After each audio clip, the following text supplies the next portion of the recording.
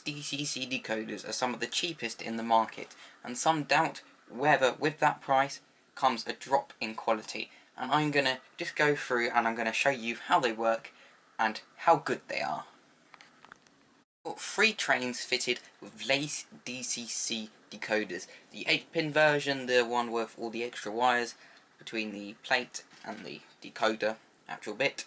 And I fitted them to 3 trains. I fitted them to the Lima Class 50, which would ideally have a stay alive decoder, and I've also fitted it to a Hornby Class 395, which was always poor at running, which would also potentially want a stay alive decoder. And then I fitted it to a normally good Bachmann 170, which had quite good performance anyway on analog, and we'll see how they compare.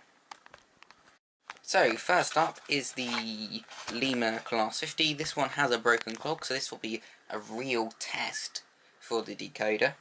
Let's go to the NC powercab and get this one moving.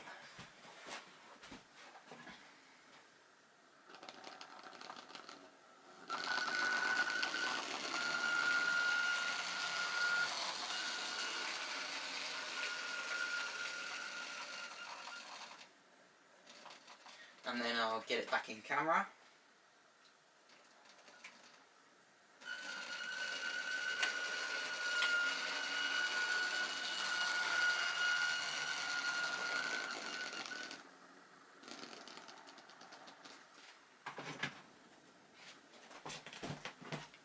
So as you can see, even though this has a bit of a broken cog which contributes to its stuttery running, the LaisDCC decoder actually works quite well, because it hasn't cut out on that long stretch, it hasn't lost power, which is abnormal for Lima locos, so we can assume that the LaisDCC decoders have quite good capacitors on them, and they can carry trains for a long way over a dirty track. Right, so next up we have the Hornby Class 395, Blu-ray pit by Hornby. That's the Javelin Railroad version. This runner was poor on analog, but the running has certainly improved with the LaisDCC decoders. Right, I'll go back to the NC controller and I'll show you it running.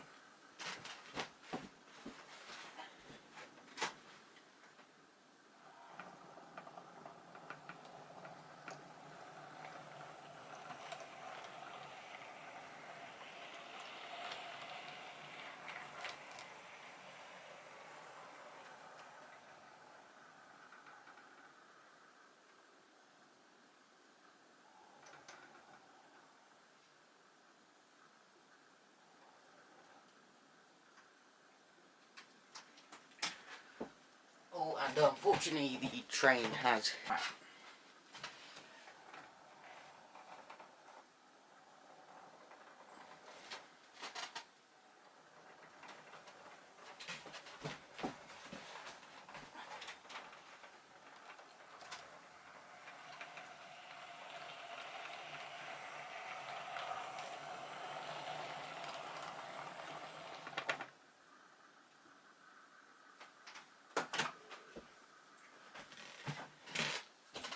Right, so as you can see, that train performed quite well if it wasn't for the dirty track at the end where I was ballasting earlier.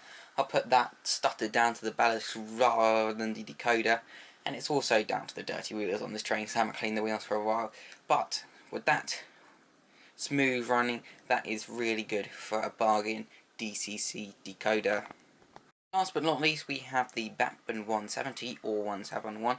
This runner worked really well on analog, and the same applies for DCC, except it certainly works a lot better on DCC. Once again, this train has 2 LaisDCC 8-pin chips, one in each car, one to control the motor and the lighting in one car, and one to control the lighting in the other car. So I'll go to the controller and give it a run, and I'll show you how it looks.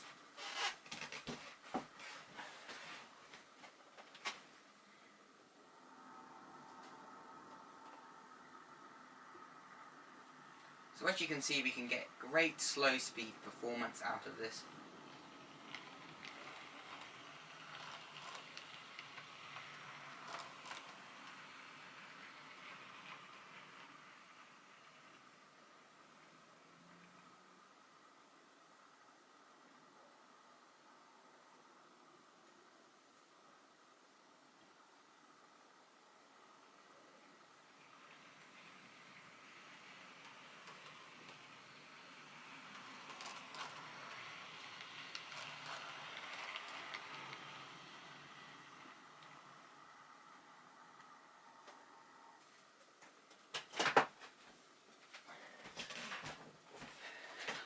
So that's the 170 running. I think we can all agree that that was an excellent run on the LaisDCC chips.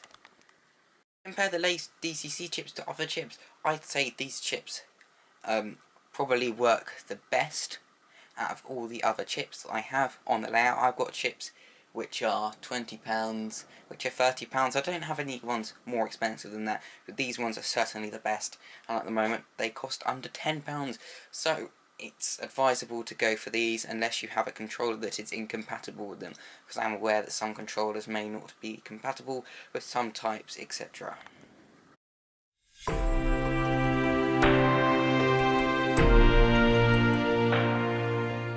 What makes these so cheap? Well, on the outside they don't look like cheap decoders, they actually look like quite expensive decoders. So how they're made so cheaply, I don't know. One thing to note is that when I did program these chips, two of them came up as manufacturer 126, which is manufactured in some other country because it was in some language I didn't understand, and then there was three of them in 134, which is LaisDCC decoders. That's the name for that.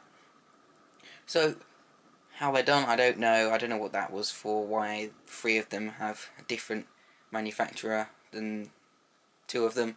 It's just odd.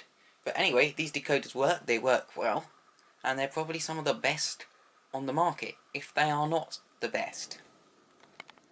So I hope you've enjoyed this video. We can see that they work for generally most trains, and if you find that one of your trains stutters still with DCC chips, then it is advisable to go for the LaisDCC Stay Alive chips and have Stay Alive attached on the end. But other than that, they work well, they function well, and I haven't busted one yet, so if you've had any bad experience with these, please leave any comments in the comment section below, but please comment, like and subscribe, and thank you for watching.